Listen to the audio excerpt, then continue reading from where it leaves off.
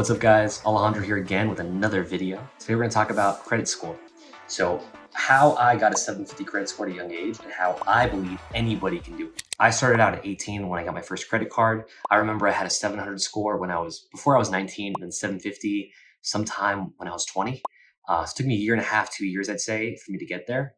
And I fully believe anybody can do this. It's not rocket science, it's very simple, and it's just a step-by-step process. So this video is geared towards people that are either just getting their first card, want to understand how the buildup works and how it's like, and also people that are just, I guess, resetting. You know, they're maybe, I guess, filed bankruptcy, or they just like don't know what to do to start because they may have taken a credit card and just maxed it out or something. So I got some notes here, and I got all the cards. We're gonna go over every single one. The first card I got, I was 18 years old. It is the customized Visa Rewards card. So from what I remember, it was, I initially got a $300 secured credit card. So secured means that I had to give them the $300, and then after that, they give me a limit of $300. Unsecured means that I don't give them any money, they just give me that limit. So I initially had to give them 300 bucks. They gave me the limit, and I got this card. 300 is very low. You know, I really only spent gas on this. I was 18. I didn't really spend much money at all back then. And I just did my basic day-to-day stuff.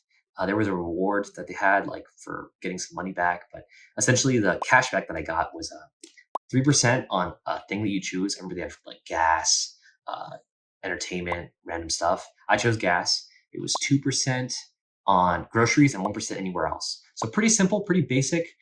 It was a good first card. I actually am really sad because the original card I just lost and it was going to expire this year. I would have held it for the entire term.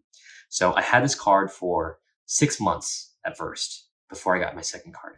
My second card, which I don't use anymore, is a Cashwise Visa card from Wells Fargo. So this card I got because I was able to first get this card unsecured. So I asked them, hey, can I get my money back? Sure. And then they raised it to $500 was my new limit. So after that, I got this. This is a 1.5% cash back from Wells Fargo. Pretty basic card. I got it pretty quickly. And they gave me also $500. So now my credit limit was $1,000. I used it for, I'd say, 6 months before I got the next card, 6 months after. This was a Citibank double cash card. I use this card practically every day. It's 2% back, flat on anything, whereas the Cashwise is 1.5% back. So the whole thing with this is that in order to maximize these rewards, you don't want to be ever paying any interest. If you pay any interest, you're losing out on the percentage that you're getting back. So don't ever spend more than what you can actually afford when you're getting these cards. So I use this card, and I had these 3 cards for, I would say, a year-ish of just these 3. And these were my triangle. I pretty much only use these 2, and I kind of just threw this one in the drawer. But these 2 I still use a lot. And you know, I've had them at this point for 3-ish years, 3.5, 4 years, which is crazy. I actually got this card from BlockFi. BlockFi is a currently bankrupt cryptocurrency holder card. It's a cool metal card. It doesn't work anymore because my account got closed. I really only used it for a few weeks before they got closed, so kind of a waste. But I got that, like, I'd say 9 months after. After that, I ended up buying my home. So just with those 3 cards, these 3 cards, using them and paying them off every single month, I got a 750 score. That's all I needed to do. It took me, like I said, a year and a half, and I never missed a payment. I had no issue, and that was it. It's really not that hard. In order to get these, all you got to do is just go to the bank or whatever, call them, look online, and just apply. They're going to ask you for your income. And one thing to bring up too is that, you know, now my credit limit is somewhere around like $40,000 or $50,000 is what I have access to. When I first started, as I said, I had 500, 1,000. And you'll get to a point, if you're making your payments on time, they're just going to give you more money. I don't know how or why they do that, but I'll pull up some emails here of just that I've gotten over the years. They're going to be like, hey, congrats, we're giving you $2 more thousand. And I remember it got to the point where with those 3 cards, my limit, I had like 2,000 in this one, 5,000 in this one, and I think 2,000 in that one. So I had like 9,000 in these 3. And that was when I was like a junior in college, sorry. So with that, I have a good credit score, and I bought a home. I got this house I'm living in right now. And with that, I got a lot more credit cards because I, was having to fix stuff up and I needed more access to capital. I got this Lowe's 5% credit card, blocking numbers. This is it's a Lowe's Advantage card. It's a 5% discount on all items in Lowe's. So you use this, you get 5% off, and you got to pay it off, obviously. I still use this card a lot. I go to Lowe's more than Home Depot because of this card. 5% off is a steal. You can finance stuff, but I think it's better to get a discount typically with like home improvement stuff. Then I got these two cards. Both these cards are from Bank of America and Wells Fargo. It's the Wells Fargo Reflect card and the Bank of America card. These are both unique in that they're actually both 0% interest. What that means is that when you buy something, you can pay it back over 18 months without any interest. Because I had such a good qualifications buying a home, and with those other cards, I got like 10,000 and like 8,000. So the purpose of these was just backup in case I needed to renovate the home at all, if I didn't have enough money. Thankfully, I did. However, I did use this card because I found out that in order to take out cash from this card, the credit limit, the $10,000 credit limit is cash. You just pay 3%. And a 3% loan for 18 months is a really good deal. You can't find that anywhere. So I took that out and bought cryptocurrency with it. It's currently up like 20%, so it was a good deal. And that's what I use these two cards for. I pretty much don't use them at all. Besides, I only got them for that one purpose, and they've served their purpose. After that, recently, I'm very, very proud to announce, I got the Costco Anytime Visa card from Citibank. Super cool card. 4% on gas, 3% on restaurants, and 2% on Costco, and 1% anywhere. So, you know, what I plan to do, because this card I actually applied for twice before I got it. I got it my third time's a charm. And with it, this is a really good, this is a hard card to get. You have to have good credit. And now I'm gonna have more rewards with this card, and I'm gonna be using this card for everything else that is the 1% on the Costco card.